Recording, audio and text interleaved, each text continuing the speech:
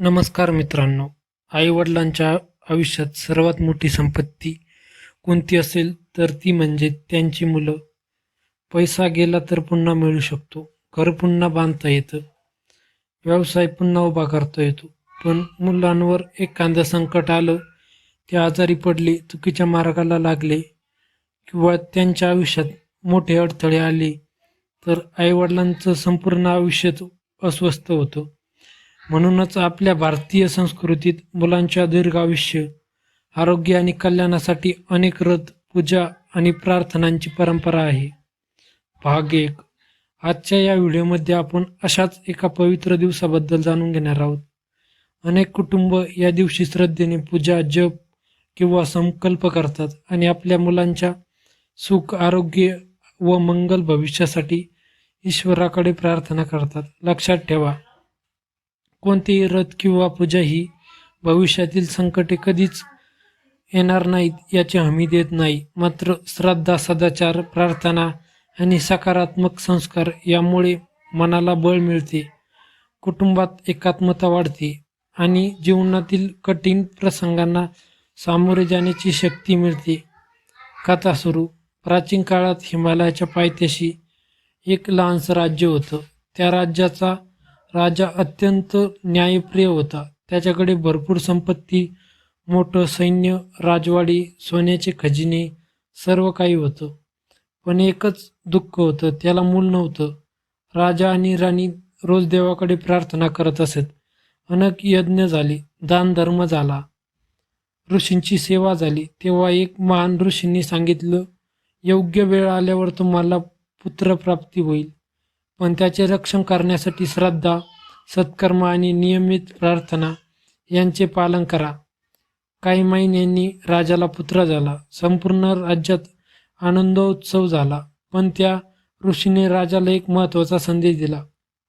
दरवर्षी येणाऱ्या या पवित्र तिथीला आपल्या मुलाच्या आरोग्य, आयुष्य आणि कल्याणासाठी ईश्वराची पूजा करा. ही पूजा म्हणजे देवाकडे संरक्षण, समृद्धी, सद्बुद्धी आणि मंगल जीवनाची प्रार्थना आहे. राजाने हा नियम आयुष्यभर पाळला. राजपुत्र मोठा झाला, शूर झाला, विद्वान झाला, लोकांवर प्रेम करणारा राजा बनला. या कथेतील संदेश असा की आपल्या परंपरेत पालकांनी मुलांच्या भल्यासाठी प्रार्थना करणे, चांगले संस्कार देणे आणि धर्म, दया व सदाचाराचा मार्ग दाखवणे याला मोठे महत्त्व दिलं आहे. शास्त्रांचा संदेश. आपल्या अनेक धर्मग्रंथांमध्ये माता पित्याचे कर्तव्य सांगितले आहे. मुलांना केवळ संपत्तीचे देणे पुरेसे नाही, त्यांना संस्कार द्या, सत्य शिकवा, दान शिकवा, देवांवर श्रद्धा शिकवा, मोठ्यांचा आदर शिकवा. याच गोष्टी त्यांचे खरे संरक्षण करतात. एक सत्य घटना. एका छोट्याशा गावात राहणारी एक आई, तिचा मुलगा सतत आजारी पडत असे. ती डॉक्टरांकडेही जात होती आणि उपचारही सुरू होता. त्याचबरोबर ती दरवर्षी एका पवित्र दिवशी मंदिरात जाऊन मुलाच्या आरोग्यासाठी प्रार्थना करायची, गरजूंना अन्नदान करायची आणि मुलालाही चांगले संस्कार द्यायची.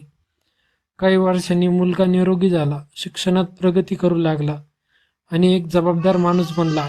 या कथेच चमत्काराचा दावा नाही. श्रद्धा, वैद्यकीय उपचार, प्रेमळ संगोपन आणि चांगले संस्कार या सर्वांचा एकत्रित परिणाम जीवनाला सकारात्मक दिशा देऊ शकतो. भाग 2.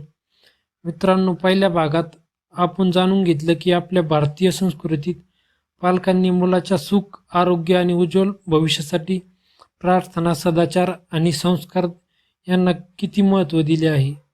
आता प्रश्न असा पडतो की वर्षातून एकदा येणाऱ्या या पवित्र दिवसाचे इतके महत्त्व का दिले जाते? याचे उत्तर आपल्या सनातन परंपरेत, ऋषीमुनींच्या शिकवणीत आणि कुटुंब केंद्रित संस्कारामध्ये दडलेले आहे. प्रभावाने मागील भाव. आपण देवाकडे प्रार्थना का करतो? देवाला आपली गरज माहिती नसते का? नक्कीच असते. परंतु प्रार्थना ही देवाला सांगण्यासाठी नसते. प्रार्थना ही स्वतःला बदलण्यासाठी असते. जेव्हा आई वडील आपल्या मुलासाठी मनापासून प्रार्थना करतात, त्यांच्या मनात प्रेम वाढते, संयम वाढतो, जबाबदारी वाढते आणि मुलांच्या संगोपनाकडे पाहण्याचा दृष्टिकोन बदलतो. ऋषींची शिकवण. एकदा काही शिष्यांनी एका ऋषीला विचारले, गुरुदेव, मुलाचं सर्वात मोठं रक्षण कोण करतं? कुणी म्हणाले शस्त्र, कुणी म्हणाले धन, कुणी म्हणाले राजसत्ता, ऋषी असल्याने म्हणाले सदाचार, योग्य शिक्षण, पालकांचे प्रेम आणि ईश्वरावरील श्रद्धा हेच मुलांचे सर्वात मोठे रक्षण आहे. सुंदर कथा. एका गावात दोन कुटुंबे राहत होती. दोघांकडे सारखीच संपत्ती होती. पहिल्या घरात रोज देवपूजा व्हायची, वडीलधाऱ्यांचा आदर केला जायचा, गरिबांना मदत केली जायची, मुलांना सत्य बोलायला शिकवलं जायचं. दुसऱ्या घरात संपत्ती होती पण प्रेम नव्हतं, संस्कार नव्हती. राग, अहंकार, मत्सर यांनी घर व्यापलं होतं. काही वर्षांनी पहिल्या घरातील मूल समाजात आदराने जगू लागले, दुसऱ्या घरातील मूल चुकीच्या मार्गाने लागले. ही कथा सांगते मुलाचं खरं संरक्षण संस्कार करतात. शास्त्रांचा संदेश.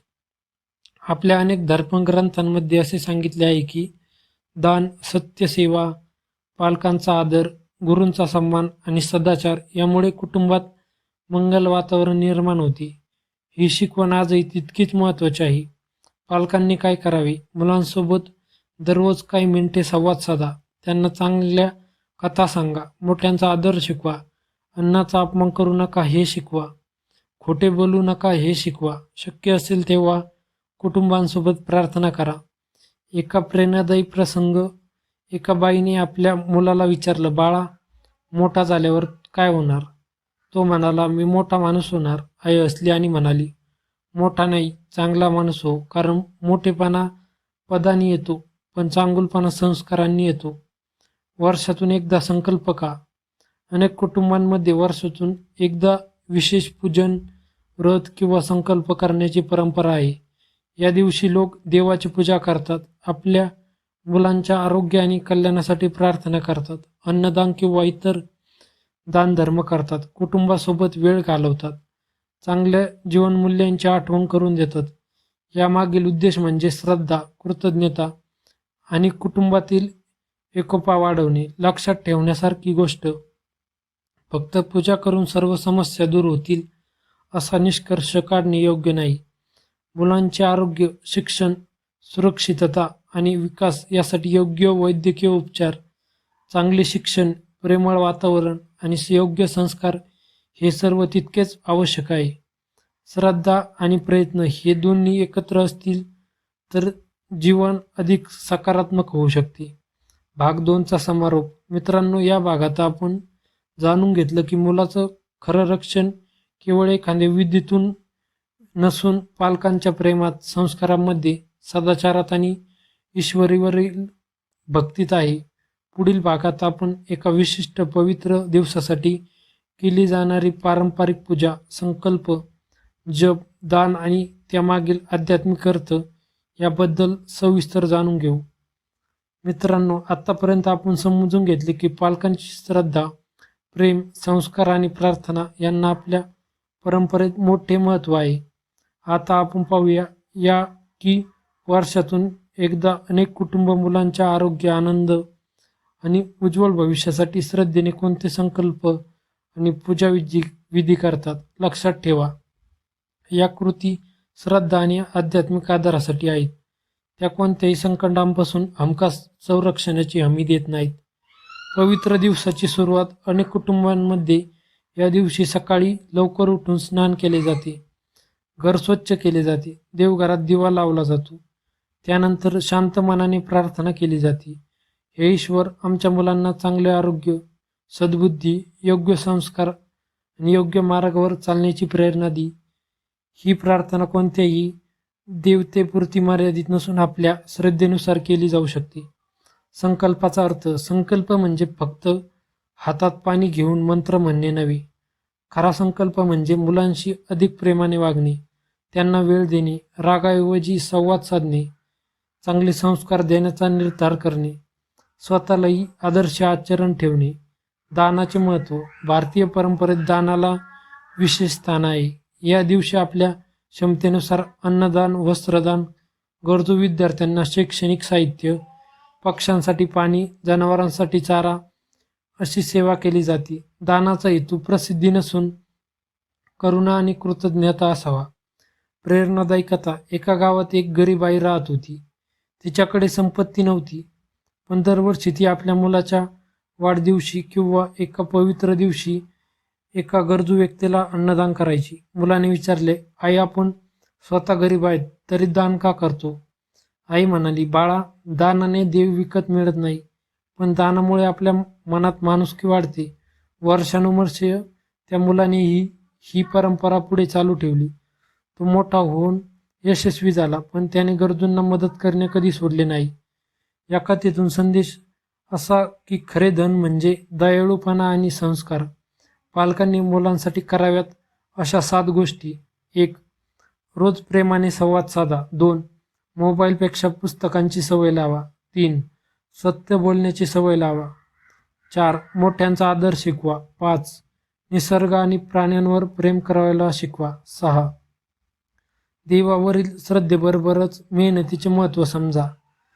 7. प्रत्येक रात्री मुलाच्या चांगल्या भविष्यासाठी मनापासून प्रार्थना करा. एक सुंदर प्रसंग. एका संताकडे एक आई आली. ती म्हणाली, माझ्या मुलाला चांगला माणूस बनवा. संत म्हणाले, तू आधी स्वतःशीच बन. आई आश्चर्यचकित झाली. संत हसून म्हणाले, मूल कानापेक्षा डोळ्यांनी जास्त शिकतात. घरातील सकारात्मक वातावरण. ज्या घरात प्रेम असते, आदर असतो, एकत्र जेवण होते, देवाचे स्मरण होते, रागाऐवजी संवाद होतो, त्या घरात मुलांना सुरक्षित आणि प्रेमळ वातावरण मिळते. मित्रांनो, आज आपण पाहिले की कोणतीही पूजा किंवा संकल्प हा केवळ विधी नसून आपल्या आचरणात सकारात्मक बदल घडवण्याची संधी आहे. पुढील भागात आपण प्रेरणादायी कथा, पालकांनी टाळवायच्या चुका, मुलांच्या संगोपनाबद्दल संतांचे विचार आणि या विषयाचा संपूर्ण समारोप पाहू. तो भाग या संपूर्ण मालिकेतील सर्वात भावनिक आणि प्रेरणादायी असेल. मित्रांनो, तुम्हाला तो भाग पाहावायचा असेल तर व्हिडिओला लाईक करा, शेअर करा आणि पुढील भाग पाहण्यासाठी कमेंटमध्ये श्री स्वामी समर्थ लिहा, म्हणजे आमचा आत्मविश्वास वाढेल. धन्यवाद. श्री स्वामी समर्थ.